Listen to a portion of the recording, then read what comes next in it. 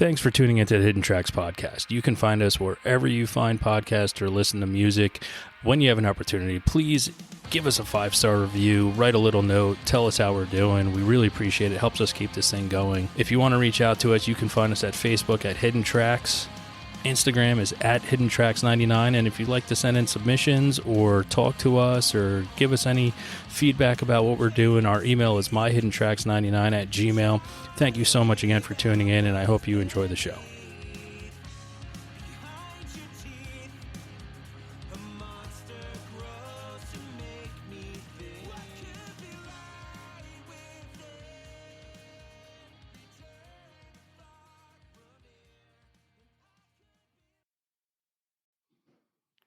Welcome again, folks. We are here today with Nathan Ellis from the CASKET Lottery, one of the most underrated bands in what I feel my life in music. Doesn't get enough credit for what they've done for the post-hardcore scene. Nathan's also been in Abel Baker Fox, another great band with members of Small Brown Bike, and he's also started in Coalesce, a crazy hardcore band out of Kansas City back in the mid to late 90s. Nathan, how you doing, man? I'm doing well. Yeah, thanks. Thanks for having me. It's a pleasure. I'm so glad we finally caught up and get to talk. And how are you actually doing as a musician right now in life? Okay. It's been a bit of a boring year. We finished a record like right at the start of lockdown, and that really changed all of our plans. I mean, we didn't have anything really booked, but we had intentions, we had goals, we had stuff we wanted to do. We definitely an aptly named album, I must say, as well. Yeah. And that, that was the working title, and by the time we finished it, it was perfect. It worked out. Yeah. Short Songs for End Times. But the record was definitely written to be played live and loud and small rooms. That was the whole plan. So to release the record and then just sit around for a year, that wasn't ever in the plan, but here we are. We've been patient. I think we'll get back to it here pretty soon.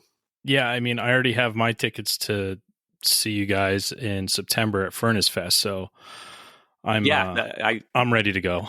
Me too. I hope that happens. I hope it works out, and I hope everybody feels good about it. And that looks like a giant party. That looks like a really fun weekend. Yeah. So, how long were you working on Short Songs for End Times before it came out during the craziest times that I think we're about the same age, and I really think that this is the craziest shit I've ever been through in my life. So. Sure. Yeah, I mean, I don't think there's anything comparable to this year in our lifetimes, obviously. So we did a headlining tour in 2018, and that was really when we decided that we were having a lot of fun playing live and wanted to do more of that. So we started writing then. And then we got a support tour with the Get Up Kids. So, we went out and did that. And that really kind of solidified that we wanted to make it, like a big, loud guitar rock record and get out and play live and really hit the road a lot. Cause we were just having so much fun in 2018 on all those tours. So, that was the impetus. That was the start of the project. So I'd say the majority of 2019 was the writing process. And then, we demoed a lot, and then we got in the studio. I guess it was the end of 2020 is when we started in the studio. And I mean, it was from your previous release, Real Fear, it was very guitar driven, which I was super stoked when I just started listening to the songs. I got it on vinyl, and I was just like, all right, here it is. It's back straight into my face. I'm like, this is it, man. And usually when bands you know, grow up. We as people, we always change, we mature, and a lot of times bands, their sounds Mellow start to with mature. age. Yeah. Yeah, a little bit. And it was nice to see, and I don't mind when bands mellow with age, because we're all mellowing out at some sort of in our life, so I get it. But the fact that you guys gave it to me harder than when I fell in love with you guys would choose Bronze. Like it felt harder, heavier, and I was like, wow, so it can be done. And it was a nice change up for that. Yeah. I think that's where I'm comfortable, like I feel like I have a wheelhouse, and that's it for me. That's the sweet spot right now. Um, and there's, no shortage of things to yell about either, like it's been a, really fucked up last 4 or 5 years. And there's plenty of topics that, you can put a lot of energy behind and get mad at. So, so I had fun with that, and like, playing the guitar is really loud is, I felt like there was a period where we tried to like shy away from that and make more space and more room in our songs. But I don't think that's our strength. I think we were just trying to be a little bit more spacious than we naturally tend to write. So we just kind of like scrapped that whole thing and got back to it. Yeah, and you just did something really cool for people that are listening that don't know. You're really good fans with a band called Small Brown Bike, another band that I absolutely love, and you just recorded a song for an album that's pre-releasing for vinyl tomorrow, compilation of just covering all their songs.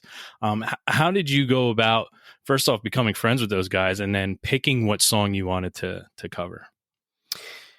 Well, you know, I used to write music reviews for Second Nature fanzine here in Kansas City, and Dan from Second Nature handed me Small Brown Bike's first 7-inch, and I think that was 97, maybe early 98, something like that. And as soon as I got it and listened to it, I loved it. It was exactly what I was into at the time, and Casket Lottery was starting out, and we were writing our version of rock and roll songs, and they just seemed like a really good fit for us. So I reached out to Mike Reed, who, I think his address was on the 7-inch, Usually was. Yeah, it was probably his parents' house, Yep. and we became pen pal buddies that way. And we booked a bunch of shows together, and man, it was just, we hit it off immediately. We were definitely just, blood brother bands, and toured together a lot, played a lot of shows together, and eventually wrote an EP together. And then, of course, I started that band, Abel Baker Fox, with three of the guys from Small Brown Bike. So, I mean, just a really great group of people that we met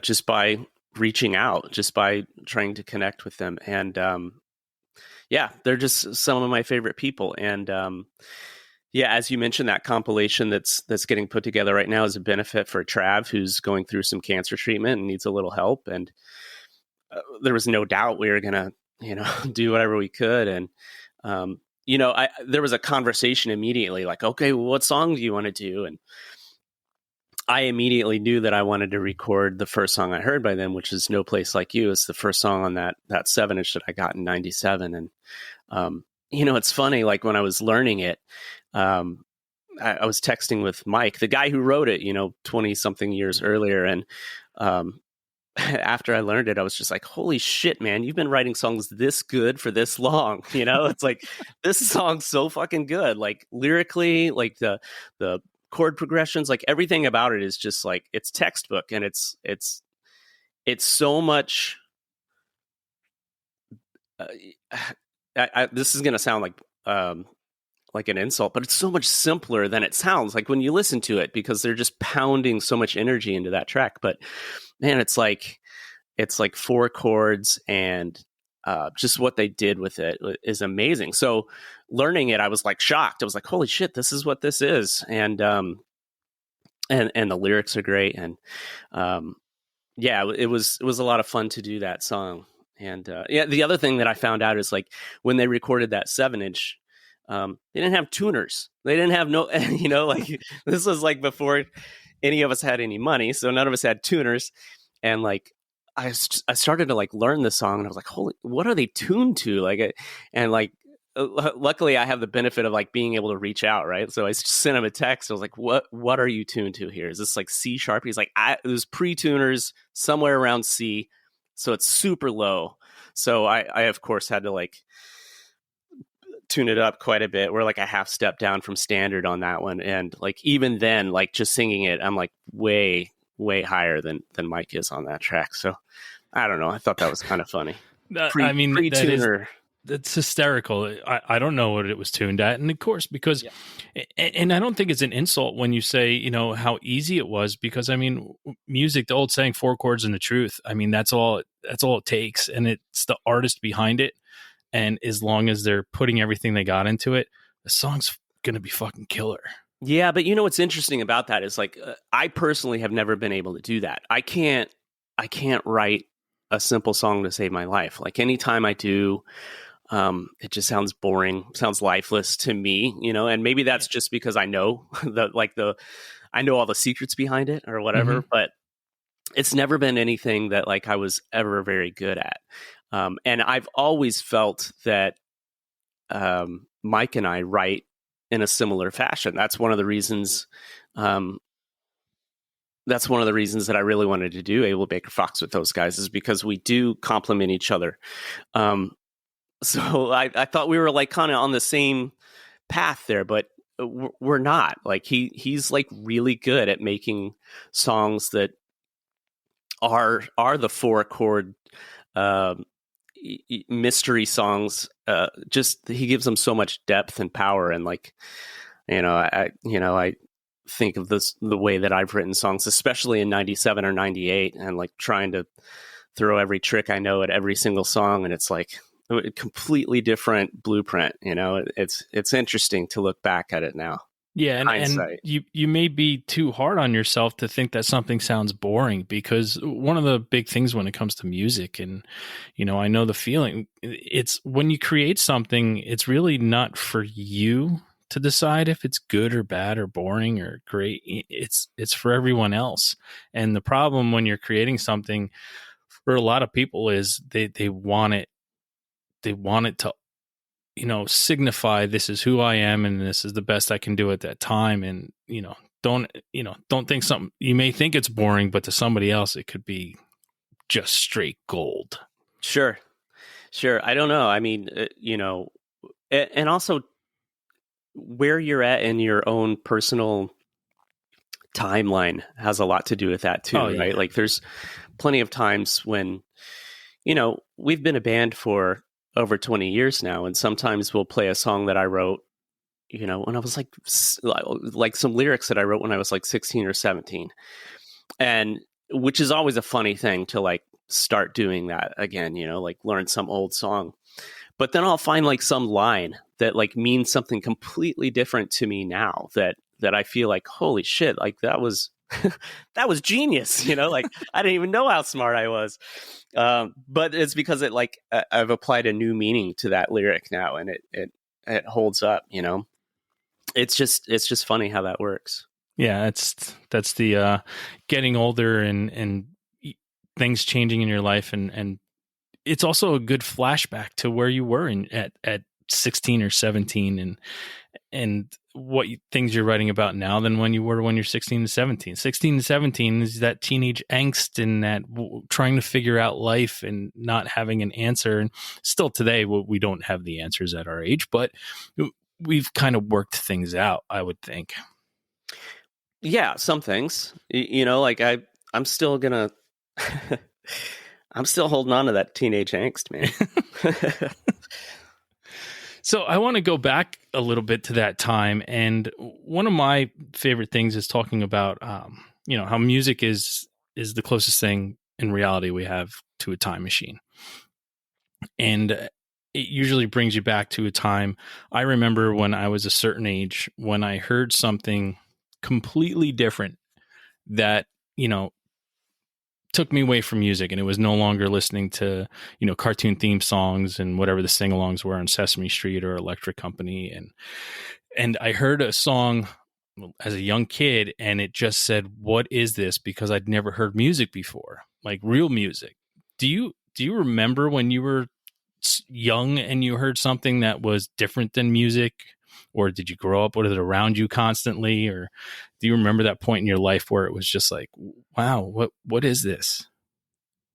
I think when I was growing up, my parents were always listening to really great country music, George Jones, Merle Haggard, Willie Nelson, all that stuff. So like that was music to me growing up. And I think maybe the biggest swerve I had, like the biggest, that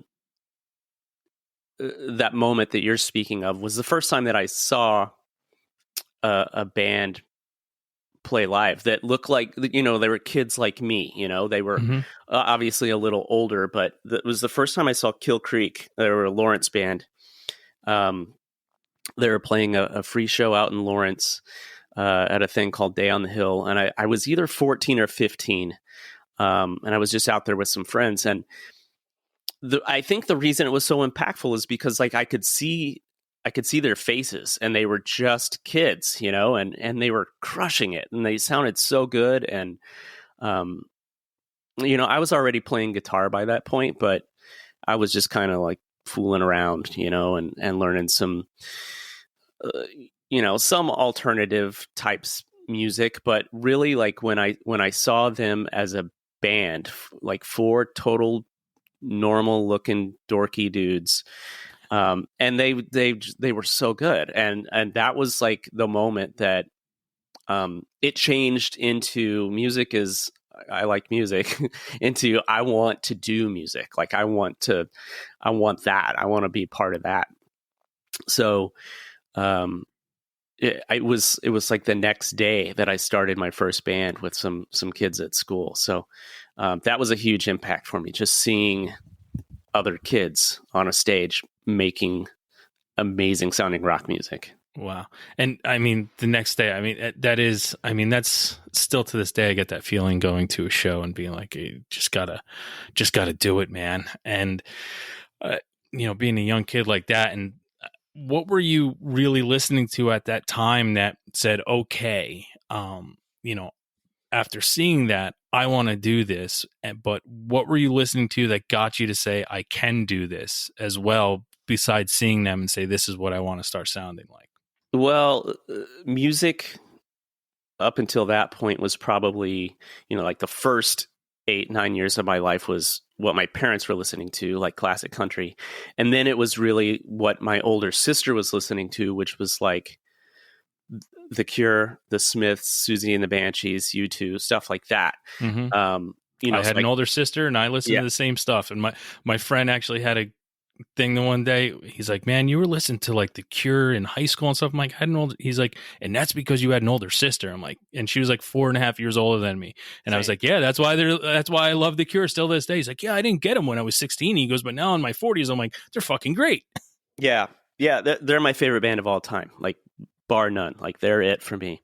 And that was just from her. But what's interesting is like my sister was always listening to like Kiss Me, Kiss Me, Kiss Me and Mixed Up.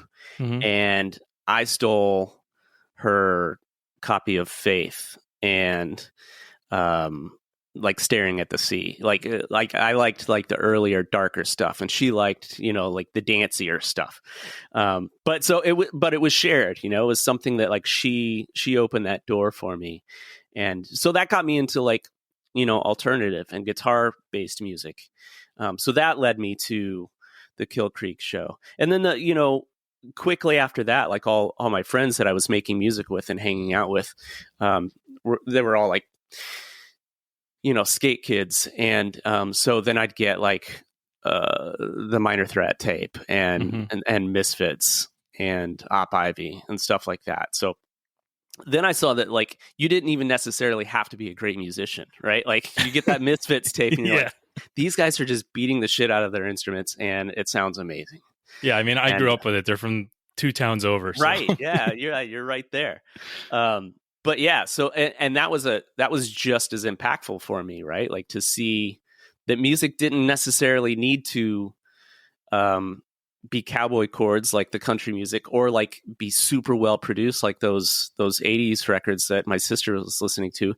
It could be punk rock, and then I saw like the example of the kids playing the punk rock, and it was like, all right, this is not as far-fetched as I thought it would be. This is, you know, I think that is just as important as getting really proficient at an instrument, is realizing that you can express yourself in any way and you don't necessarily have to be good at it. But what you bring and what you do and what you offer is different than anybody else. The Misfits without Glenn Danzig, like, and I know that it happened, but like it would not have, like, that magic would not have, it wouldn't have changed the entire face of music and punk rock music. And it just did. And yeah, you never know. Like the magic shows up everywhere. yeah, and I mean to think that, and I had a conversation recording yesterday, and different terms of success, and people always striving for success. I think we're taught wrongly about that, but like for me, like looking at a band like the Misfits, who, like you said, they weren't the best, they weren't great, they got it, and that it travels, and music travels in these pockets to different areas around the world for people to enjoy. It's so amazing. And that's where, when it comes to the Casket Lottery, for me, the fact, like, I think you guys are huge. And then when I talk to people, they're like, who? I'm like, what? I'm like, here you go, you got to listen to this. And they're like, holy shit, how did I not know about this? And I'm like, to me, you guys are huge. And I'm like, but that's music. It finds little pockets. If you're not, I always go back to, if you're not the Foo Fighters, then, or Green Day, people have a hard time trying to find stuff. And that's what I'm trying to do here, is bring some of the great musicians and artists who have poured their soul into it, a platform for you guys to just keep doing it, man. Because what you've done, and I mean, you guys put out so much music in a short period of time too. It was, in that time, in my early 20s, to keep up was not having a lot of money and to buy stuff and keep up, and it was hard. But now to look back at it, I appreciate it so much, and the fact that you're still doing it, man, I can't thank you enough as an artist for what you continue to do and bring me joy. Well, thank you for the kind words, first of all. And I can assure you, we are not huge. Like, well, yeah. I mean, like, and that was, it's funny because at a certain point when you're, a younger person and you're making music, like there's always there's a point where you get to when you're thinking, wonder what it takes to do this. Like, how do we make this our jobs? How do we make this like our future and our career? And I've seen many people try and struggle and get so frustrated and burn out and everything. But I don't think there is there's not a recipe. There's no map for it, right? But I feel really lucky that we've done it the way that we've done it, where, we took breaks when we needed breaks. We decided pretty early on that it wasn't realistic to do it like full time. This was only going to happen on our own terms, and it was never going to be our job, because as soon as you put that kind of pressure on it, you lose the joy. And yeah, we decided that, I mean, maybe 16 years ago now. And yeah, we've only put out a few records since then, but Yeah. we've done it when we wanted to do it. And then we've played shows when we wanted to get out and play shows. And yeah, I feel really grateful for that because it's still this thing that I get to do. And yes, while we're not huge, we still get those, offers to go and play something like Furnace Fest or the Fest in Gainesville or whatever. And every time we do, it's like such a fun opportunity. Um, yeah, huge or not, making it or not, this is, we're pretty psyched on it. Yeah, and hey, listen, to me, you've made it, and I'm so glad that the band came into my life, and going back to when you saw Kill Creek, and the next day you start a band with your friends and everything. I mean, you at that age, I mean, you progressed pretty quickly. I mean, because you were in Coalesce not that much longer after that, right? Mm-hmm. Yeah, I joined Coalesce when I was 17, maybe something like that.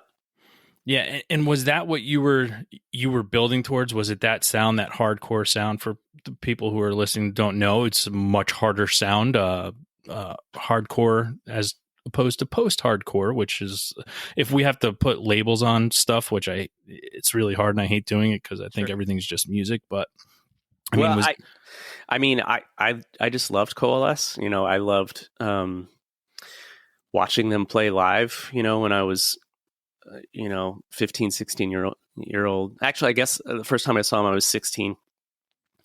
I saw him a few times here in town, and I eventually just got in the van with him and went out and like toured with them.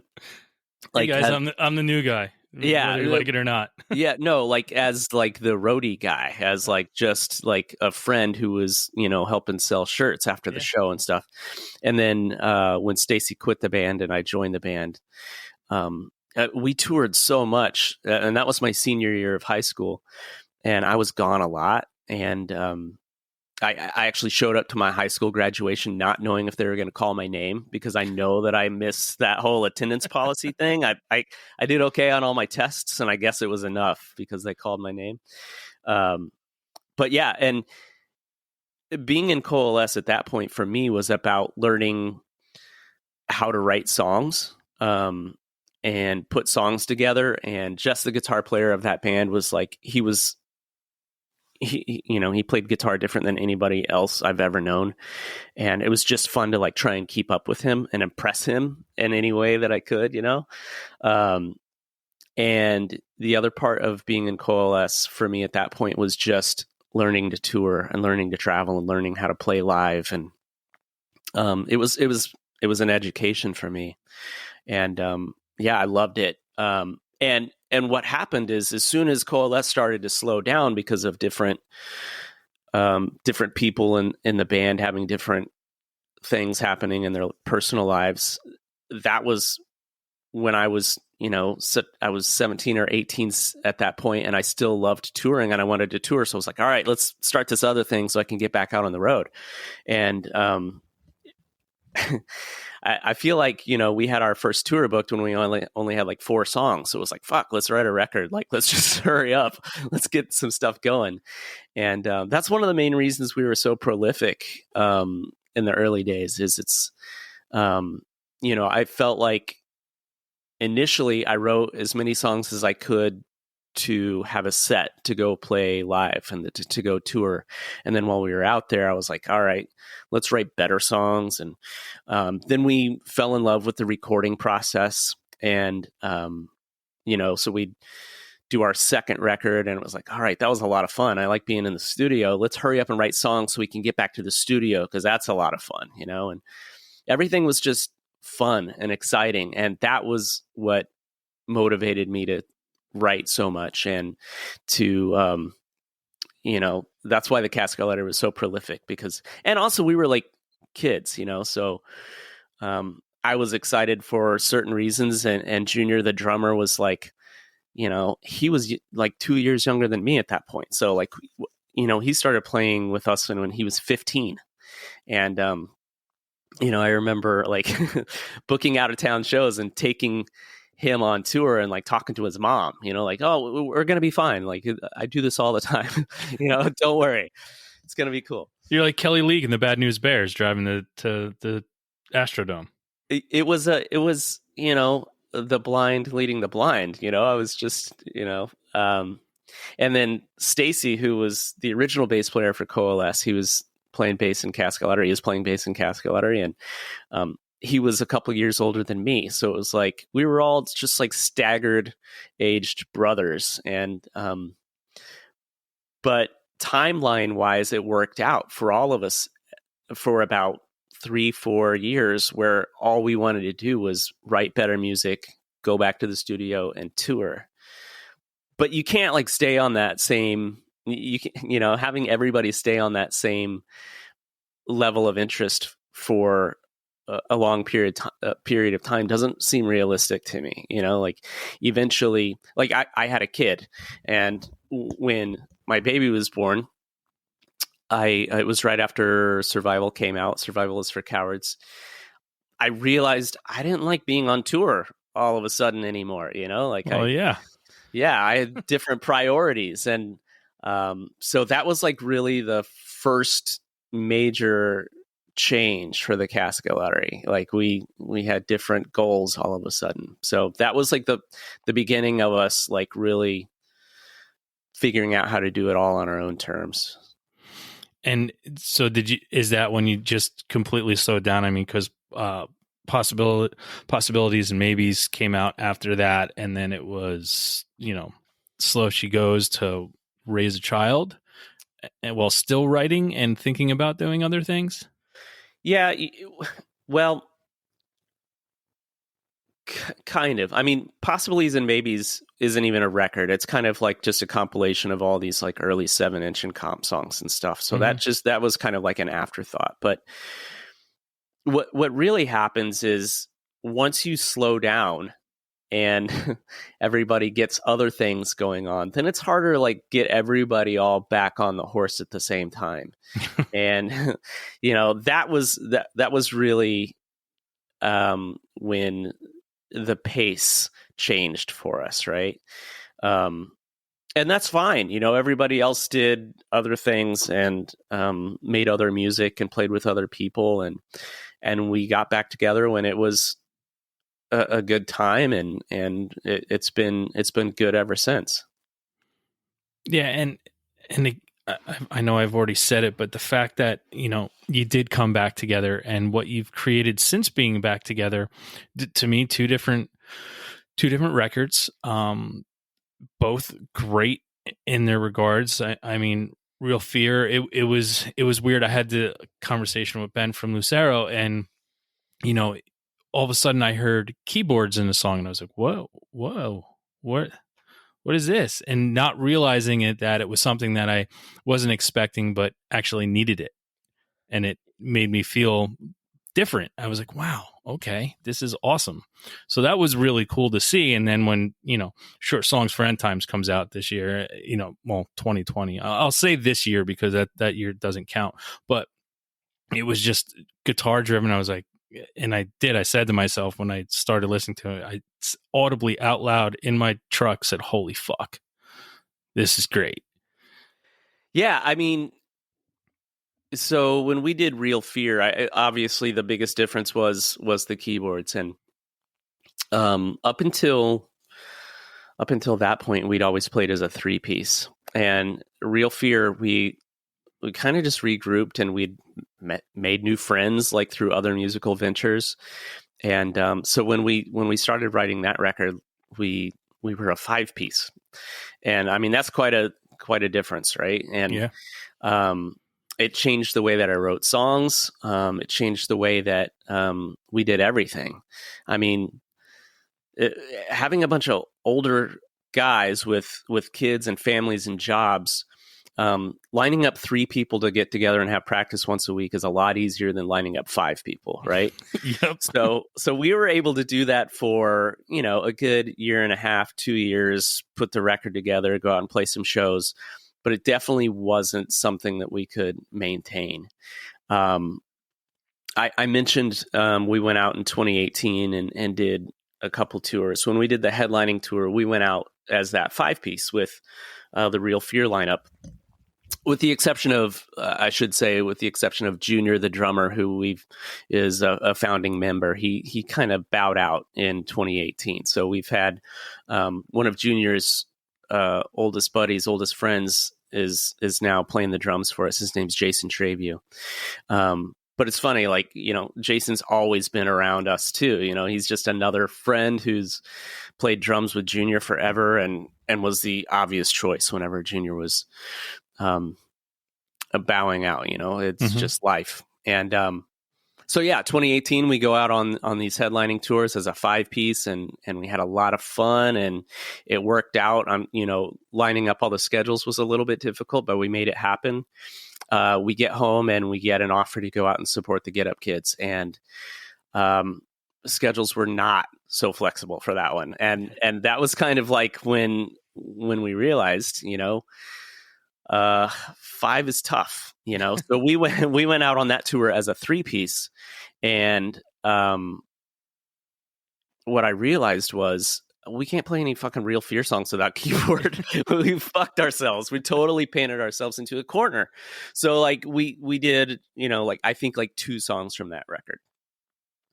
But that's when I realized, like on that tour, I was like, all right, next record, big guitars. Like I can't count on, you know, all these extra sounds and all these extra players. Like I need to be a realist about the situation. So that's what we did. And, you know, we're currently playing as a 4-piece, and it's working out just fine. But if we have to, you know, flex down to a 3, or like maybe even Nick comes back and plays some keyboards, some local show, you know, it's nice to like not be committed and not be totally committed to like one way or the other. And you know, like if you've you been said, around, paint it in a corner, you know? yeah, if you've been around 20 years, you've got a set list or 5 to choose from, you know, and we can kind of do what we want. So it works out. Now, is there anything that in your life that you use for inspiration when it comes to creating new music? Is there, you know, is there a band for you that you like to listen to and mellow out before you write, or do you need complete silence and solidarity, or, you know, where does your inspiration lie when creating new stuff? I don't know. I mean, it could be any number of things. You know, I definitely wouldn't say I'd listen to like some other band and try and get inspired by another band. I mean, like I said, I have favorites, you know, and of course, like anybody who falls in love with, like, you know, there could be any influence that you run across in any given year where like you hear a record that you've never heard before, or discover a new band that you didn't know about. And yeah, they're obviously going to have an influence on you and the way that you write, or something else that you want to try and do. But I don't think that's ever like been the case for me. For, you know, honestly, for me, like what inspires me as a songwriter for the Casket Lottery specifically is just a guitar part, you know, like just like a riff, just like one spark to like get the song going. That's how it kind of snowballs for me. Like as soon as I pick up one idea or one thought, then I can kind of branch out from there. But where that spark comes from, or like what inspires that or influences that, you know, it could be any number of things. Sometimes it's just sitting on the couch and like playing an acoustic guitar and like one sound stands out, you know. Or sometimes it's, you know, being at practice and just kind of messing around before the band starts, and then it's like, oh, that's kind of cool, let's mess with that. So it comes from anywhere, you know. And then as far as like lyrics go, from like a songwriting standpoint, it could, you know, it can be anything from movies or news stories, or actually a lot of news stories for me, or books, fictional books and short story collections and stuff like that. but I feel like I kind of just had a realization that that news stories have really been it for me for the last like 15 years or so. Like I said that just offhand and immediately thought of like 3 or 4 songs. Like, oh yeah, that's exactly where that came from. So I don't have a recipe, like it just happens. Yeah, there's not a pinch of salt, a pinch of pepper, a little bit of garlic, and here's your Yeah. song. No, I'm not sitting in the basement turning on the black lights and listening to The Cure and being like, all right, this next record's going to be fucking dark. Wait, that's not how it's supposed to be done? I thought that's how we all did it. Well, it just happens that way, my man. So is there anything that someone would be surprised that you, Nathan Ellis of the Casket Lottery, Coalesce, Abel Baker Fox, listens to, that somebody would be totally fucking surprised, or we call it guilty pleasure sometimes. And listen, I'm going to state this because I have to state this. I understand that we're at the point in our life where we own everything and we're like, yeah, that's totally fucking cool. But there's that 1 millisecond when somebody hears something that you're a little bit embarrassed that you like before you own up to it, that you're a little scared about. Do you have anything like that in your foray that you just like to listen to, that people would be really, brought back, that you listen to that kind of stuff? I don't know if I can think of anything like super embarrassing. I think there's probably. You don't listen to BTS or anything that somebody would. I do not. Okay. No, but I have a young daughter, so I know who BTS are. Yeah. I would say like people might be surprised that I love like Tori Amos and Bjork, or like Rage Against the Machine. Like there's no shame in liking that, right? No. And Tori Amos and Bjork. See, I own up to it too. But when I first started listening to Tori Amos, and I remember I was in high school with Under the Pink, and somebody saw the CD case in the back of my car, and they're like, dude, what the fuck is that? I'm like, my girlfriend left it in there. Yeah, it's meanwhile, a great I'm record. rocking out to it after I dropped them off. Yeah, but I can't think of anything, super embarrassing. Sorry. No, listen, yeah. I think that alone, Tori Amos and Bjork. Oh, that's the one. Yeah, I think people would be surprised, and that's where I think it comes from too. It's the music that you create is different than the music that you enjoy as well. Sure, and you know what? I love John Carpenter scores. Like anything like dark and synthy like that, I'm super into. Anything super dramatic, I'm into. Anything dark with an edge, I'm into. That's that teen angst thing we were talking about. I'm not growing up, dude. This is it. This is who I am. I still feel 17, but it's different when I look in the mirror every day. I still act and feel like I'm 16. My wife sometimes tells me to grow up a lot, but sometimes I look in the mirror and I go, okay, maybe I need to take it down a notch right now. Or whatever. Maybe not. Maybe not. Maybe not. There's plenty of us taking it down a notch. It's so boring. Yeah, other people can do it for us, right? That's right. Yeah. Do you have a band that you often forget about, but every time you hear them, you just like always forget how good they are? Like, is there somebody that, just in case you forgot about them? But I mean, it happens to me a lot of times, especially in today's world of playlists. But I'm like, oh my God, I forgot how good they were, and then dive fully back into it. Have you had that happen, recently? Yeah, probably the last one that like I took like a good 10-year break from, and then fell, all the way back in love with again was Ecstasy. Ecstasy. I probably, in early Casket days, we listened to this shit out of probably like 3 or 4 of their records on tour just constantly. And that's like CD wallet days, right? So like it was just those 3 records that we had, and we listened to them a lot. And then a few years ago, probably like 3 years ago, somebody told me about their record, The Black Sea. and I Mm-hmm. never listened to that record before. And I have every put single one. I have yeah every single right. Talk about a band that is so different from album to album and what they created, man. yeah, Wow. and like I fell in love with that record. I just listened to it for months and months in a row, and then of course went all the way back in on that band. It's just such a great band, super underrated. Um, yeah, that's probably XTC, the yeah. one. Yeah, Yeah, wow, that's crazy you bring them up. It's another band that for me was, you know, pretty influential in what I like to listen to at times, like because it's so different, and every record they did was different, and it was just it blew my mind every time. And talking to some of my friends who we grew up, you know, listening, playing music, doing all these things together, and they're like, "Yeah, no, I never got that." I'm like, how did you not get that? I'm like, yeah. they were just so good and different.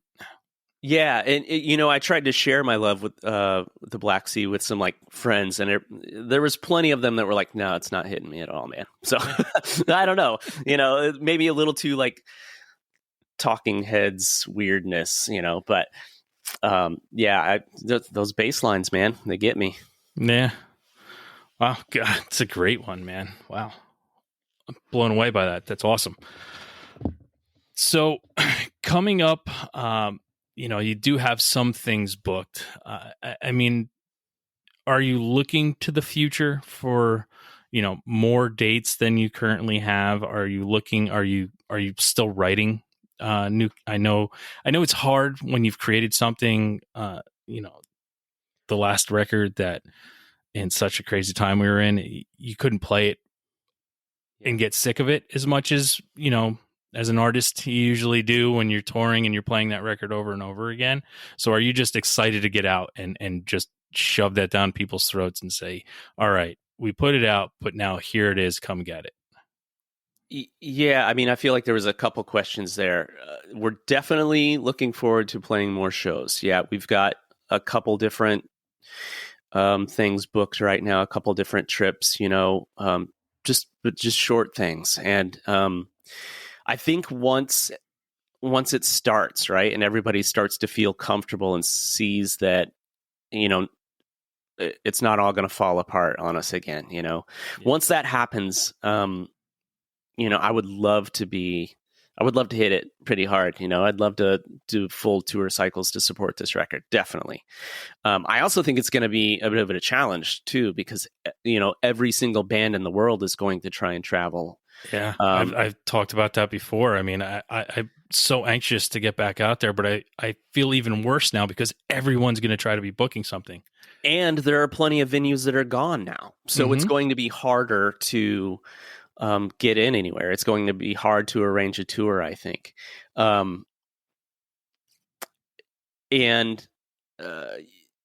yeah, I mean, we definitely want to get out and play the Short Songs for End Times record for people and be there and be sweating with everybody and spitting on each other. And that's the dream. That's what we want, Who would have thought that? Yeah, like that. I miss it. And yeah, we did continue writing. We're about 8 or 9 songs into another record, and but no plans. We're still trying to break even on this one. Yeah. So, yeah, there's the business side of being in a band sometimes that really slows down what you truly like to do. And look, I think it's funny. There's been plenty of times, kind of going back to that conversation we had earlier about some people think that we are huge or have attained any sort of status. There's plenty of times people have said, "Oh, Casket Lottery's back. They're trying to cash in on something." It's like, cash in? What are you fucking crazy? We've never made money in our lives. This is a break even venture that we got going here. And so putting out a record, really the only hope for a band our size to recoup is to go out and tour and tour and merch and really try and get back out of the hole and save up some more money to do it again. So without that happening, we've got this record almost record worth of material for the next one, and it's like, okay, now we definitely have to wait. Like we got to like figure out the next plan, but that's fine. Like it's the creative part is like the point. For me, it's about being in a room with friends and putting stuff together and like finally getting stuff to sync up and connect and find the changes together. That's the reward sometimes. So whether or not anybody's there to see it, the feeling still happens, so that's great that we're like still able to do that, even though nobody's there to see it. It's the tree falling in the woods thing. Yeah, it's amazing, and bringing it up, that cash in thing. I mean, I saw that a lot, and I saw it a lot online for bands that were coming back, haven't been together in a long time, and that cash in term came out, and one of my friends had actually said it to me about another band, and I always said to him, and I'll say the band, it was Mineral, and they're probably just trying to cash in with this new wave of emo coming up. I'm like, what are you talking about cash in? I'm like, we paid $7 to see them 4 different times with 8 bands on the fucking bill. Like, yeah. What do you think they got from that? Like, there's no cashing in. They didn't have a video on MTV. They weren't on, K-Rock. I'm like, you got to give these guys, they're just wanting to create and get out. And that's fucking awesome. And you have to respect that. And we got into a little tiff because I got very angry, when someone says that. And that specific example too, that's a band who probably didn't play together for 15, 20 years, something like that. You have to like consider how many hours they probably spent to relearn an entire set to go out and play shows where they drove 15, 20 hours to go to these shows. Like when you break it down to like an hourly rate, like, come on, like, let's be realistic. Nobody's making money. Yeah. Not nobody, but like at a certain level, it's like, this isn't Jawbreaker at Riot Fest money we're talking here. This is not Fugazi like playing the festival money. This is, probably a 500 cap room. Like, let's be realistic. Break it down by an hourly rate, and you'd be shocked. Yeah, I mean, it's funny you bring up Jawbreaker, because I remember the last time I saw Jawbreaker was at like Roseland Ballroom in New York City, which is no longer around, and it's like 600 people. And then the next time I see him is at Brooklyn Steel, like thousands of people, places sold out, and I'm just like, and this is a couple years ago when they came back, and I was like, all right, this is fucking crazy. Where did all these Jawbreaker fans come from? Yeah. And that wasn't a dig at Jawbreaker either. No. I went to Riot Fest to see Jawbreaker. Like it was a big deal. I wanted to go, and I'm going to Furnace Fest to see a lot of the bands that I didn't have an opportunity to see at some point. Yeah. You gotta take advantage sometimes. And I went specifically to see Jawbreaker because the year before is when the Misfits played, and I didn't go, and I kept seeing videos, and I really fucking regretted not going to that show. I hate those regret shows. That was one. Maybe I'll go. Maybe. And I had one of those, my most recent one was Temple of the Dog. And, I was a 90s kid, but I didn't fully stay in that. But I was like, my buddy's like, dude, let's go see Temple of the Dog. I'm like, I don't really need time. Yeah, I'm like, I don't really need to see them. I'm like, the next time they come around in their 60s, I'll go see them. And then, hey, guess what? Now I can never see them. So I'm like, all right. So what I'm going to ask you 2 self-reflective questions, which I apologize ahead of time because they're tough to answer, and I don't want to put you on the spot, and if you're uncomfortable with not answering them, you don't have to. My first one is I call it pick your favorite child. Do you have a favorite song in your vast career? And I'm sure you can have more than one, but a song that you created that just says that's me, that's the band, that's who we are, that's the song. Man, that's tough. I know. I'm sorry. And are you talking like specifically Casket Lottery or like ever? Ever, Anything? like you're Nathan Ellis, you as an artist. Is there one song that stands out that says, "This is who I am as an artist, and this is the one"? I feel like I could do a top 10, but I don't Okay. know about one. Yeah, I don't. I mean, there's definitely not like one that's coming to me. So I'm gonna not answer it, I guess. Okay. Hey, listen. I'll make you a playlist. Okay. Nathan Ellis jams. Okay. Definitely send that to me, and I'll attach it to this so people can get a better handle. You know, I want people to know, you know, with your creation, who you think you are, and then But what they it's listen funny. to and who they think you are. You know what I mean? Yeah, I mean, there's definitely like, and when I think about it, I definitely like think about like the recorded versions of songs. I don't think about it as like, oh, this is just a great song in general. You know what I mean? Yeah. But there are like certain tracks that like the recordings and like the actual performance and everything that I can think of. And like some are Coalesce, some are Abel Baker Fox, some are Casket Lottery, but I can't pick. I couldn't possibly pick just one. Okay, I'll wait for that playlist. Playlist coming. Awesome.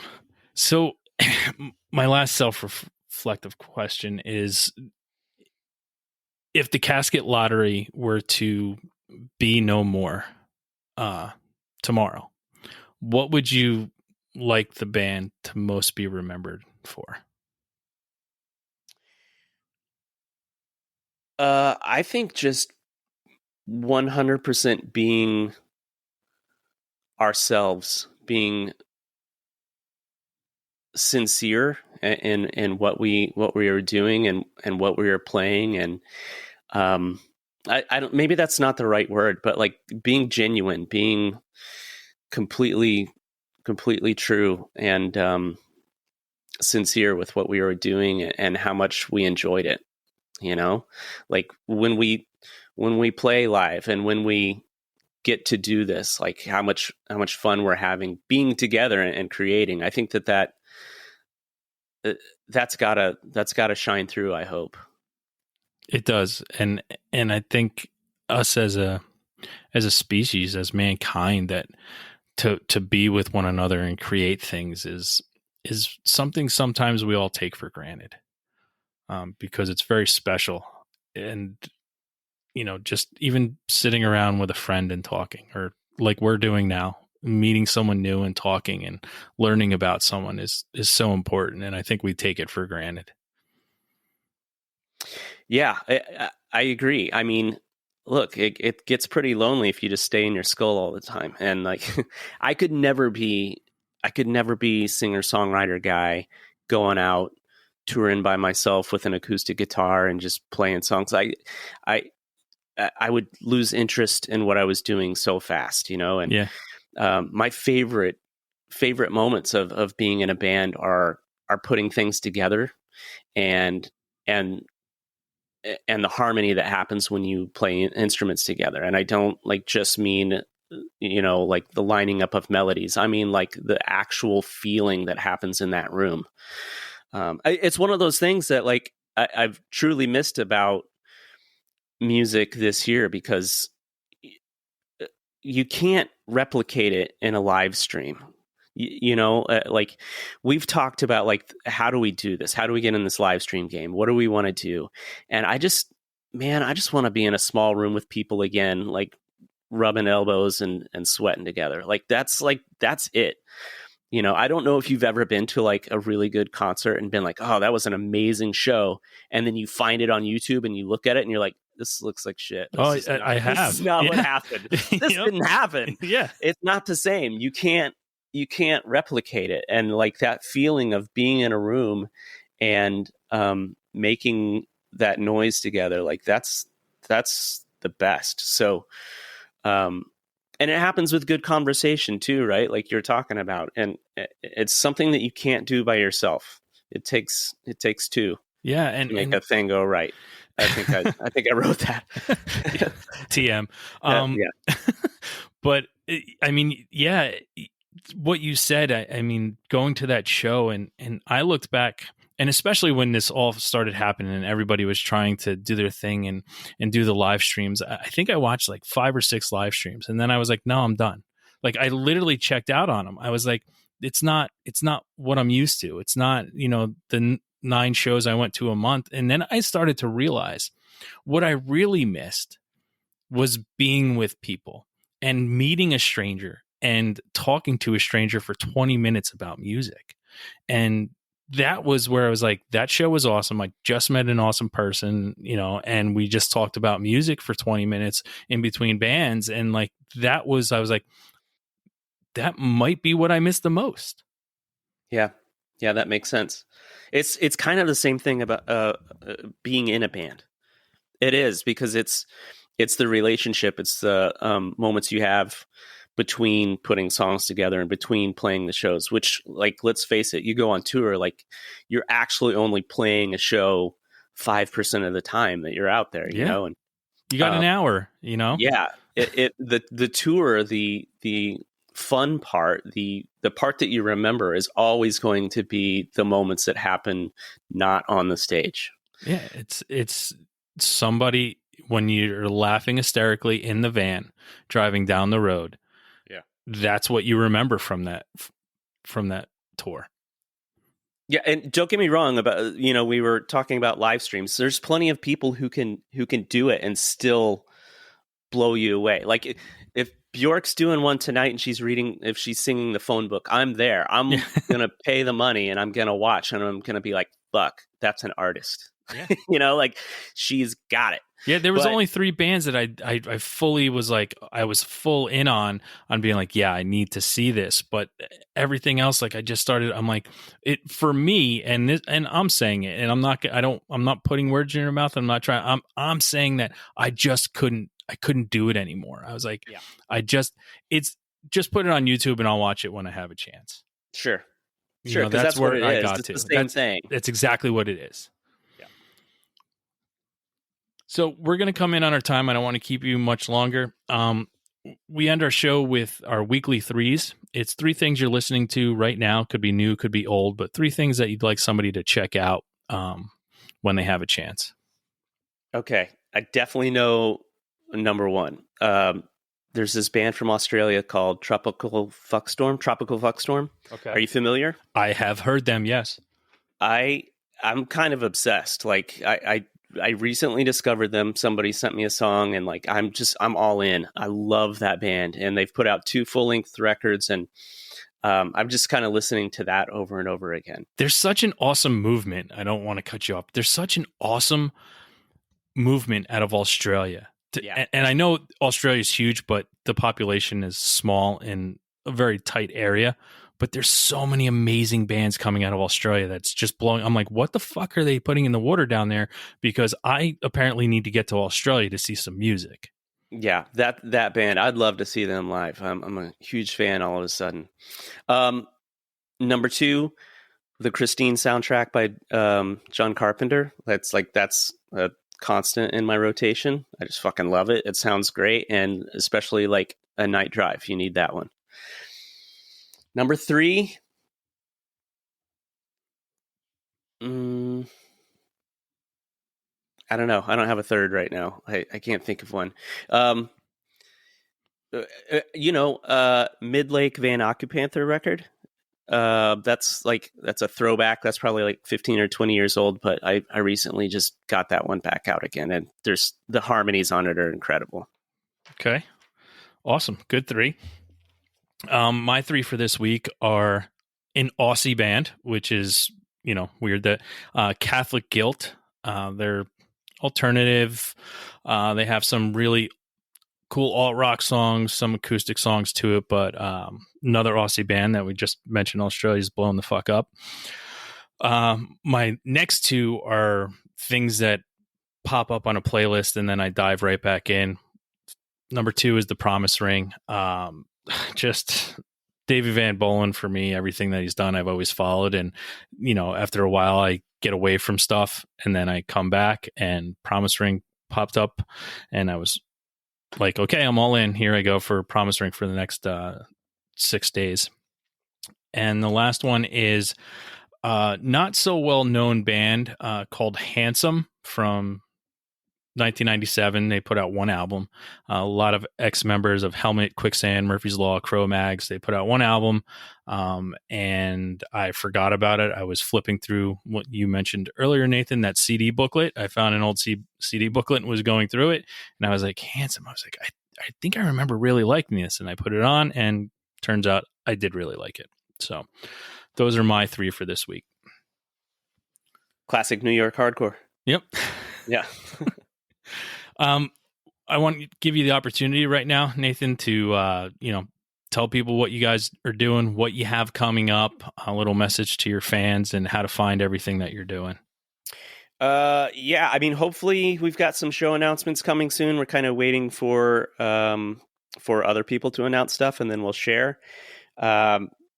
Short Songs for End Times. The LP has been sold out for quite a while now, but we got a second press coming. We're going to announce that here real soon, so people can get that on vinyl if they would like. And that's about it. That's all I got. Awesome. Well, everybody, that was Nathan Ellis from the Casket Lottery, Abel Baker Fox, and Coalesce. Please go out, support all your local artists, support your local venues, and let's get out there again real soon and have a great time. Thanks again for tuning into the Hidden Tracks podcast. We hope you enjoyed this week's show. Don't forget to follow us on Instagram at HiddenTracks99.